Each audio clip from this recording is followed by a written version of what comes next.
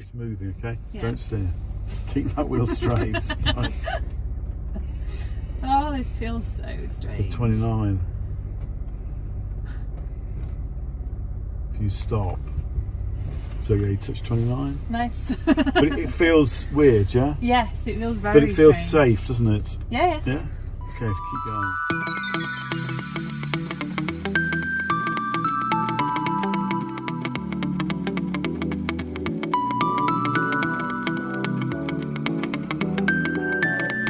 Hello and welcome back to Automotive Tales. Can you tell where I am? I'll be right, I am at the Land Rover Experience. We're going to do a bit of an off-roading day today and we're taking two quite interesting cars. So let me just flip the camera around and show you what we are going to take out on... Oh, it's not going to be a muddy field because those in the UK will know it's been dry for weeks and weeks and weeks. Oddly dry for spring. So we're going to go through probably a very dusty set of fields in these two vehicles. So we're going to be taking a very beautiful Range Rover Sport out, which is not the thing you would think to go out on off-road. So we're going to see how this normally used on-road vehicle will fare. Apparently only 2% of the owners of these vehicles take them off-road, so we're going to join the 2% today, and we're going to be taking a Defender. So obviously a lot more modern than our own Defender.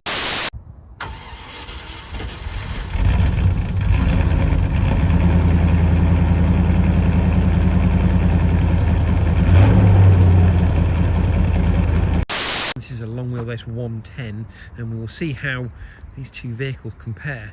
You can see there's normally one parked up here. There was a brand new Range Rover parked up there this morning, has gone off to do some field playing. So yes, those are our two chariots for the day.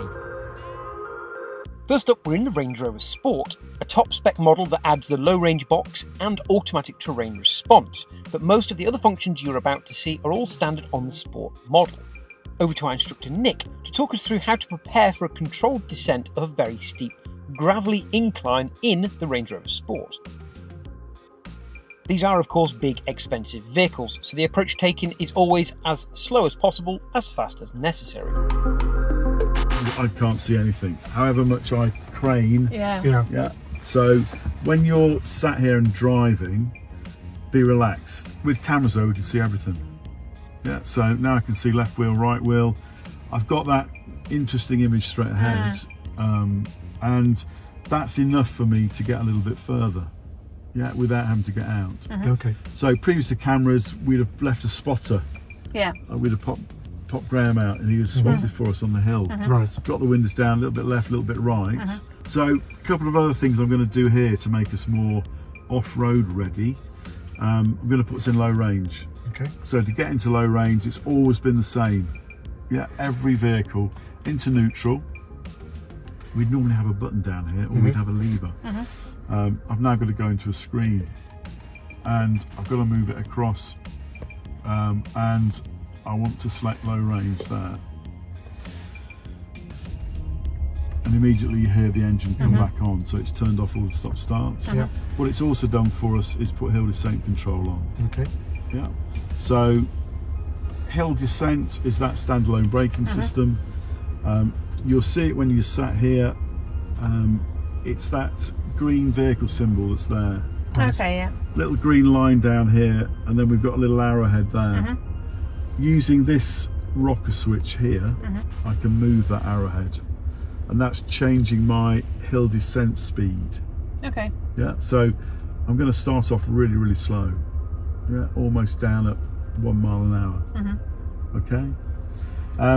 Terrain response. We've got lots of different ones in this vehicle. So, comforts, you've got that in yours. Yeah. We've got an auto one. If I leave it in auto, you won't learn anything. Okay. I'm going to put it in grass, gravel, snow. Right. So why am I doing that? There's no grass. Well, there's grass. We won't be going on it. There's no snow, but there's lots of gravel. So there's lots of loose material. Yeah. Grass, gravel, snow makes our accelerator less responsive, so it's easier to drive. Yeah.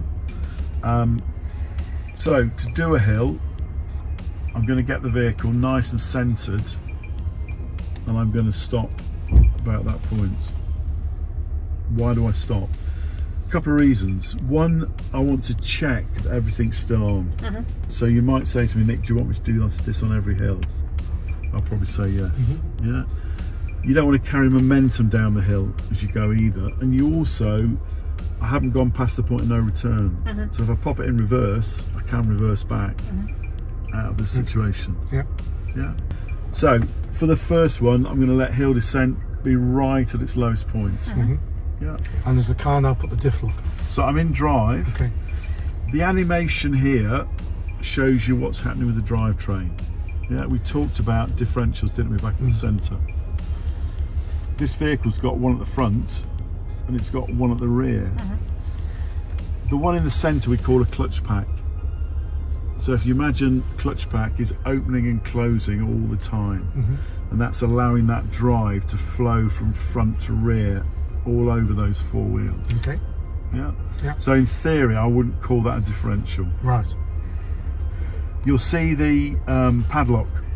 When it's shut, it means that clutch pack or that differential's working. Engaged. Yeah. But the beauty of being automated is that we don't have to have it 100% closed or 100% open. The little brown ring there shows us we're about 15%. And that changes colour. It'll go green, it'll go brown, it'll fill all the way up. Okay. Yeah, you'll find on the Defender this afternoon, we've also given you a locking rear differential. We can see through the bonnet if we want to as well.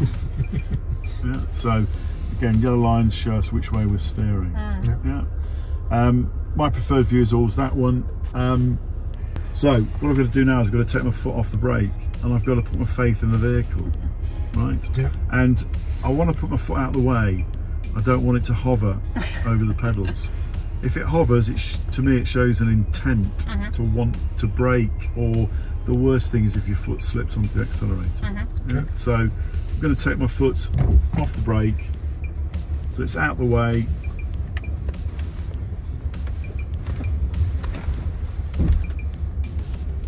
And that's hill descent control. So it's bone dry today. You've got to imagine it's raining and it's muddy, right? We do exactly the same in that situation.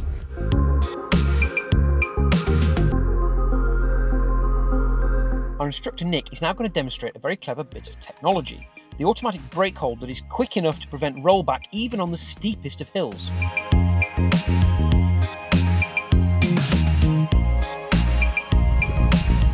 As you climb up here,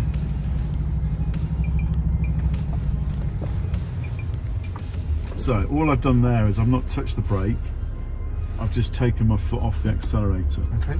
And we have a bit of tech called brake holds, right? So as soon as the vehicle senses those wheels stop turning, it'll put the brakes on for you. Right. And it'll hold us here indefinitely. Yeah, and we can hold a conversation. I can't see anything straight ahead, but I can see where the track is on the camera system. Tiny bit on the accelerator, and it'll just pull us up. Okay. I'm going to take you straight up and at the top, come off the accelerator, and it's going to put brake hold on for us. So what I want to show you here is that hill descent control works in reverse. Okay. So imagine you're at the top of a hill, you failed to climb it, so we've got wheels that are spinning. Yeah. Spinning wheels are not good. Yeah, they wear tyres out, you wear tracks out. We need to get ourselves back and we need to start again. Yeah. So I'm going to show you this. I guarantee you, if we get you in a situation where you fail to climb a hill, you will forget this because it happens very quickly. But if you can remember, foot on the brake, into reverse, get reverse camera on, and then we're going to use hill descent control to take us back. Okay. So hill descent control will always be on throughout the sessions today. If we've set a speed higher than the lowest, in reverse it drops to the lowest. You can't go backwards faster. Yeah. You get a camera on, I'm going to do exactly the same. Take my foot off the brake and let the vehicle track back. And I'm not steering.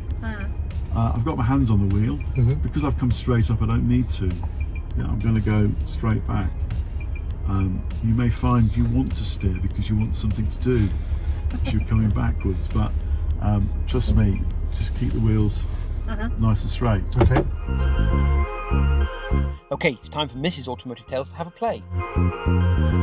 Okay, so whenever you're ready, take your foot off the brake, put your foot out of the way.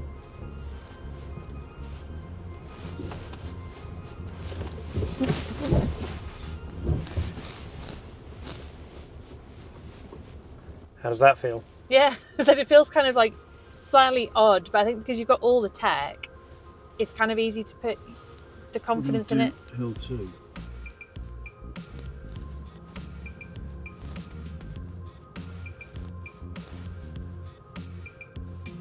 Stop there. Our instructor Nick is now going to take us through setting the car up for wading. Now, these vehicles have a wading capacity of 900 millimetres, surprisingly deep for a standard vehicle. So we have a bit of tech on here, we call it wade sensing. So this will actually show us how deep the water is, but only when we're in it. Okay. And 9 times out of 10, if you go into water with that approach, it's too deep. Right? So I'd never recommend you use this off-road. Right. Yes, we could use this on-road. On-road flooding tends to be on the flat, doesn't it? Under railway bridges, roads that flood, but they tend to be flat. You can use this to bring your vehicle in. It will show you the line of water. As it increases up here, you get blue line changes to a red line. Okay.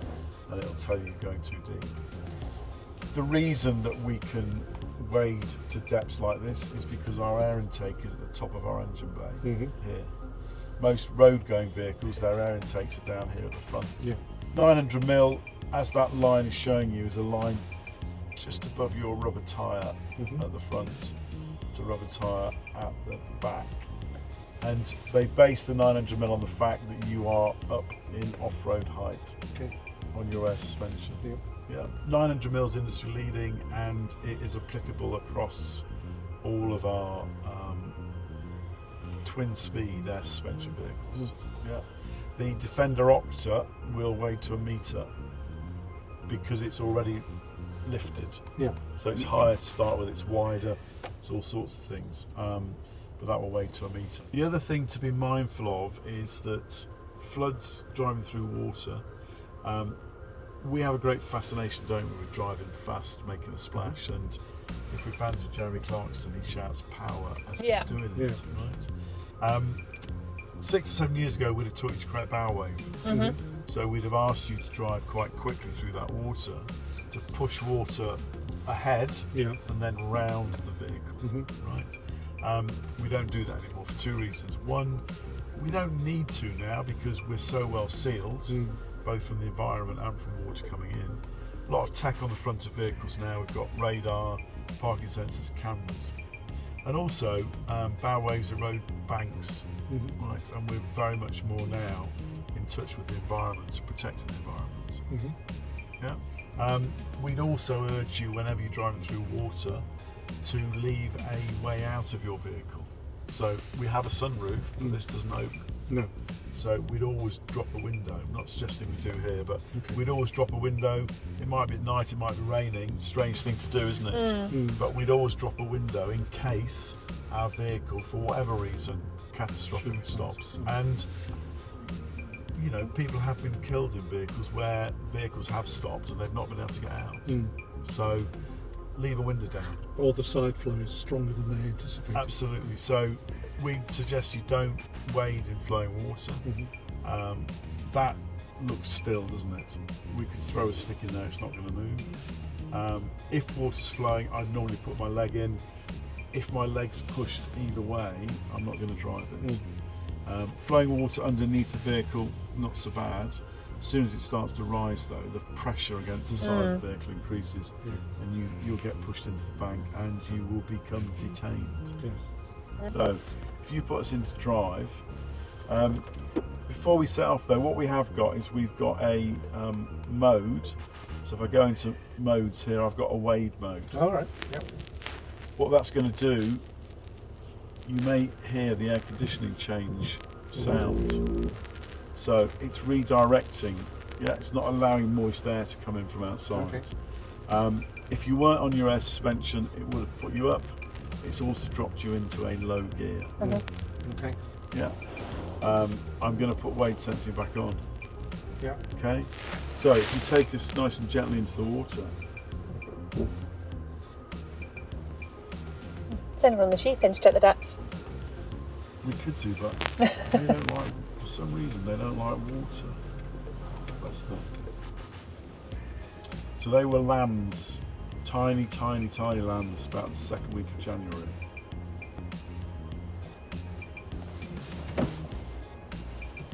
So as you go in, we're going to come around to the right through the middle of the 2 trees.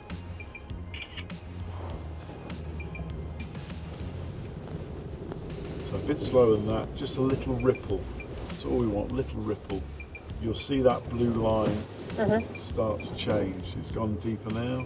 So that's about the deepest point. You're going to go left. So go nice and gently. You can see the blue line, it's about the middle of the wheels. Yeah. So it's, what is it, 300, 350? I'm going to give you the cameras back. And as soon as you come out of the water, I'm going to change back to grass grade. Right.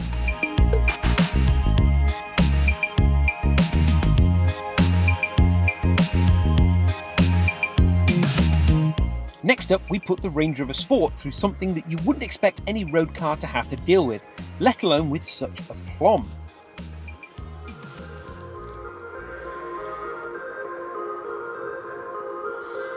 Throughout this sequence, you can see the drivetrain's brain working out which wheel has grip and which does not, and sending all of the power to the ones with grip and leaving those wheels that are airborne with basically nothing to do.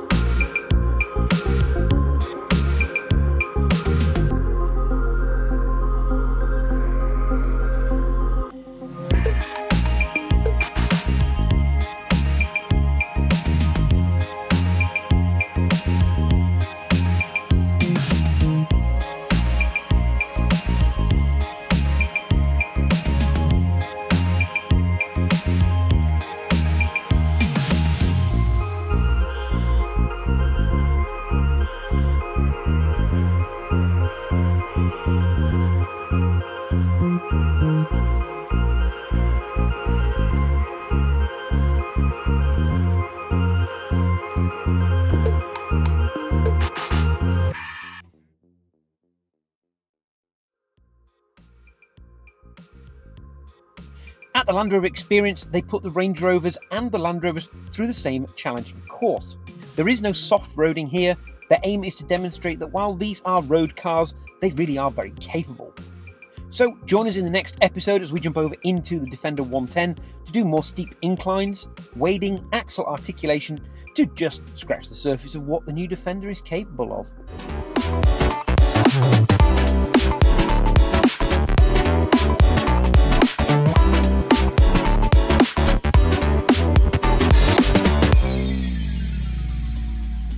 Don't forget to like, comment, share, and subscribe. Thank you for watching. Feels it now. Right. I'm literally hanging on by my seatbelt at the moment. So, yeah, That's 28 incredible. 28 degrees. Okay. Right. Yeah. Did you want